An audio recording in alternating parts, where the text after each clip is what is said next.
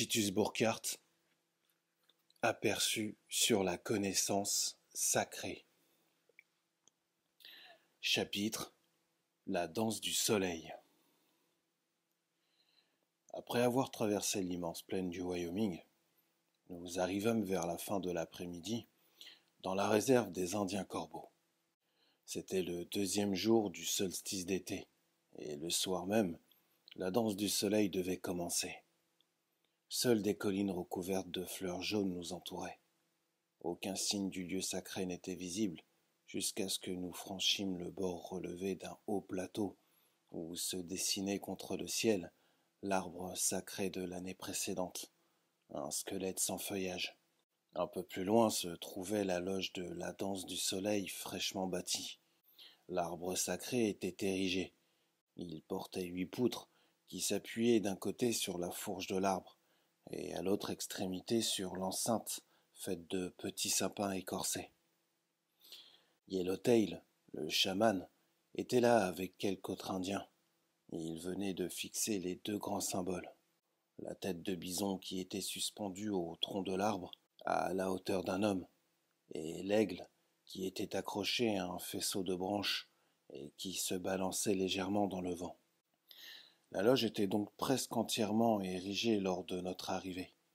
La première partie des rites, concernant l'abattage de l'arbre et sa fixation au centre de l'enceinte, avait déjà eu lieu. L'impression de primordialité qui émanait de la loge se combinait avec une atmosphère faite de fraîcheur et de parfums de résine. L'enceinte sacrée dessinait un vaste cercle qui, sur son tiers tourné vers l'est, restait ouverte face au soleil. Je ne pus m'empêcher d'embrasser Yellowtail, qui sourit en disant « Aho, bon ou merci ». Des heures passaient dans l'attente. Au crépuscule, les danseurs entrèrent dans la loge après en avoir fait le tour en 2 mouvements opposés. Un grand tambour avait été installé autour duquel prirent place environ 5 chanteurs. Les chants qui s'élevèrent alors sous le ciel pur aux grandes étoiles étincelantes étaient des mélodies sans paroles, sans doute à l'imitation des voix de la nature. Chaque mélodie que nous distinguions avec difficulté de la précédente procédait en cascade. Elle commençait avec un son haut pour descendre ensuite jusqu'à des tonalités basses et rauques, comme un écho qui s'amplifie en s'approchant.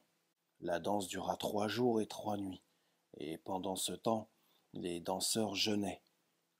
Quand ils étaient épuisés, ils se reposaient quelques instants, sous l'ombre des sapins, pour reprendre aussitôt les mouvements de la danse.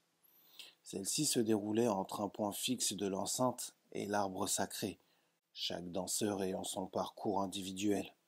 Lorsqu'il s'approchait de l'arbre sacré, ses mouvements s'accéléraient, puis ayant absorbé la fraîcheur qui entoure l'arbre, c'est ainsi qu'on nous l'expliquera. Il reculait à petits pas pour regagner sa station. À partir du 2e jour, certains allègements étaient offerts aux danseurs par les membres de leur famille.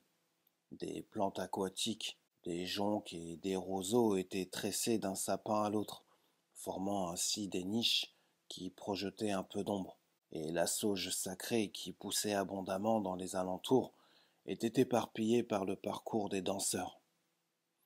Ceux-ci étaient bien une 60aine, dont environ la moitié étaient des hommes et l'autre moitié des femmes. Les stations respectives étaient réparties sur les 2 moitiés de la loge. Pendant la nuit, un feu est entretenu à l'intérieur de la loge. Il est placé sur l'axe qui relie l'arbre sacré au point de l'horizon où le soleil va se lever.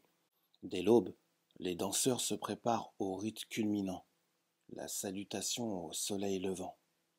Yellowtail prononce une longue prière dans sa langue maternelle et chante 4 chants sacrés sans paroles. Les danseurs reçoivent le premier rayon du soleil debout, en rang, en intensifiant les cris de leur sifflet en os d'aigle. Ce cri est en quelque sorte rendu visible par la vibration des duvets d'aigle rattachés au sifflet. Les danseurs qui, de jour, ont le torse nu, s'enveloppe les épaules de couvertures pour se protéger du froid qui souffle sur la prairie, en contraste avec la chaleur intense du soleil qui règne toute la journée, causant de véritables souffrances aux danseurs exposés au soleil. Mais la souffrance était bien plus grande dans les anciens temps, lorsque les courroies de cuir passaient entre les muscles du dos ou de la poitrine, rattachaient le danseur au tronc de l'arbre. Il y a comme un souvenir de cette coutume dans le mouvement tantôt rapide et tantôt retenu de la danse. En reculant, les courroies tiraient sur les muscles jusqu'à déchirer ces derniers. Mais il y a dans ces différents mouvements aussi comme l'expression d'un mouvement spirituel saisit son objet en quelques bonds, puis se l'assimile en prenant lentement de la distance. D'ailleurs, chacun des participants à la danse a son mouvement légèrement particulier. Je me rappelle notamment une femme d'une quarantaine d'années qui parcourait son trajet en un nombre restreint de pas majestueux. Sur le tronc de l'arbre sont peints 3 anneaux qui correspondent aux 3 mondes. L'aigle domine ces 3 mondes, tandis que le bison est lié à la terre. Sa lourde tête apparaît parmi les feuillages, dans la direction du soleil. On lui avait mis de la sauge sacrée dans la bouche et de l'argile sur les joues, parce que, nous expliquèrent nos amis peaux-rouges, le bison en colère remue la terre. L'aigle et le bison sont les 2 symboles qui apparaissent le plus souvent aux participants de la danse, lorsque ceux-ci s'évanouissent sous l'ardeur du soleil ou sont ravis par une extase. L'aigle domine l'arbre, comme l'esprit, le cosmos. On l'appelle l'aigle pauvre, nous a pris Yellowtail. C'est sans doute parce que l'esprit se situe directement en dessous du grand esprit. Nous avons dit que le 2e jour de la danse du soleil est le jour des allègements. C'est aussi le jour des manifestations surnaturelles. Les membres des familles des danseurs se chargent alors d'orner ces derniers selon cet art qui est propre aux peaux-rouges et qui constitue à fixer la présence des pouvoirs cosmiques dans le corps de leurs protégés. Comme les danseurs célèbrent leur danse, le torse nu, ce dernier se prête à la peinture symbolique, parfois un simple signe, un anneau autour d'un œil ou un zigzag d'éclair le long d'un bras, suffit pour rattacher l'orné à telle vision qu'il avait le plus souvent reçue en songe. Pendant toutes ces cérémonies, le roulement du grand tambour et les chants monotones ne cessent ni le jour ni la nuit. Le rythme est rapide et fait penser au tonnerre. Le tonnerre, c'est encore l'aigle, qui se manifeste par ailleurs dans le bruit strident des sifflets. L'aigle, c'est l'esprit, et l'esprit, c'est le cœur. De toutes les réalités spirituelles, la grande prairie offre des images pour ainsi dire primordiales et immédiatement convaincantes. Lorsque le soir, après le coucher du soleil, on s'approche de la loge, animé toujours du rythme du tambour et du sifflement de l'os de l'aigle, et son feuillage frémissant dans le vent, on a l'impression d'approcher un grand être vivant, doué de force magique. Une magie puissante émane dans la danse même et résonne dans le cœur pendant des jours et des jours. Le 2e jour, avons-nous dit, est le jour des allègements et aussi de la culmination de la danse. Le 3e jour est celui des guérisons. Dès le matin, une foule de gens, dont notamment des familles entières de fermiers blancs, arrivent à l'endroit de la danse du soleil et attendent patiemment que Yellowtail les fasse participer à la puissance guérissante dont l'arbre sacré est quasiment rempli par suite des rites dont il est le centre. Yellowtail guérit au nom de l'aigle, qui est son protecteur particulier, et aussi au nom de la loutre.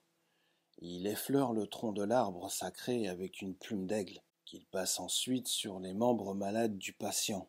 Il expose en même temps une peau de loutre. Tous ces gestes s'adressent en réalité à l'archétype de l'animal protecteur, et la fonction du guérisseur fait nécessairement partie, chez les Indiens, du rang spirituel de celui qui en est investi. L'Indien recherche essentiellement l'harmonie de la nature, de même que l'harmonie de son peuple avec son entourage cosmique. Le troisième jour s'achève d'ailleurs sur un échange de cadeaux faits aux participants du rite, échange qui est lui-même une expression de cette harmonie entre les êtres. Une longue prière est dite en faveur du donateur, qui a pris sur lui les frais du rite et qui a officié à côté de Yellowtail, le chaman. Finalement, un repas rituel de viande de bison est offert à tous les assistants. Yellowtail, un homme vigoureux malgré son âge, devait être exténué par la danse et le jeûne, et nous lui proposâmes de planter nos tentes dans une forêt des Bighorn Mountains pour qu'il puisse se reposer. Il acquiesça et nous partîmes presque aussitôt. Avant de choisir un campement, nous montâmes jusqu'à la crête du massif qui s'élève graduellement du côté où nous étions. De l'autre côté se trouve un abîme. Sur la crête se situe la fameuse roue mystère, Medicine Wheel, dont Yellowtail nous expliqua le sens selon la tradition de sa tribu. Un homme qui souffrait d'une maladie de la peau s'était isolé dans la montagne pour y traduire en pierre le schéma de la danse du soleil. 28 rayons reliaient la périphérie de la roue à son moyeu. Ce sont les 28 mentions lunaires. 4 amoncellements de pierres marquaient les directions cardinales. Ils avaient la forme de 4 larges chasses. D'après Yellowtail, l'auteur de la roue sacrée pouvait y dormir en se recouvrant de branches de sapin. Cette construction était accompagnée d'une invocation au Grand Esprit, et lorsque la roue, qui a environ la dimension d'une loge de la danse du soleil, était terminée, son auteur était guéri.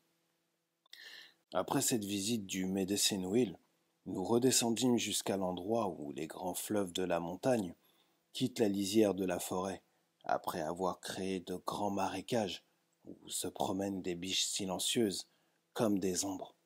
Nous plantâmes les tentes près de l'eau, en un lieu appelé Dead Swede.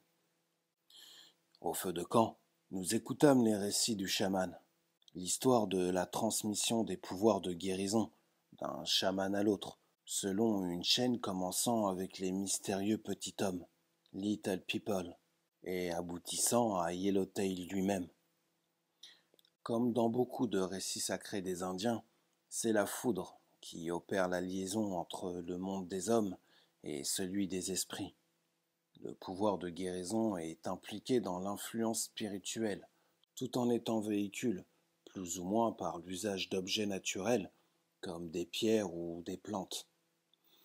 À ce propos, Yellowtail me dit qu'aucune médecine n'est efficace si elle ne combine pas la prière et les herbes. Selon sa propre expérience, le double effet des médecines, ainsi préparées, dépassait parfois toute l'attente du chaman qui les employait. Il mentionna également le nom du génie qui a la garde des pouvoirs. Il s'appelle Sept Flèches, ce qui est le symbole du centre. Selon la tradition, une flèche signifie une direction de l'espace.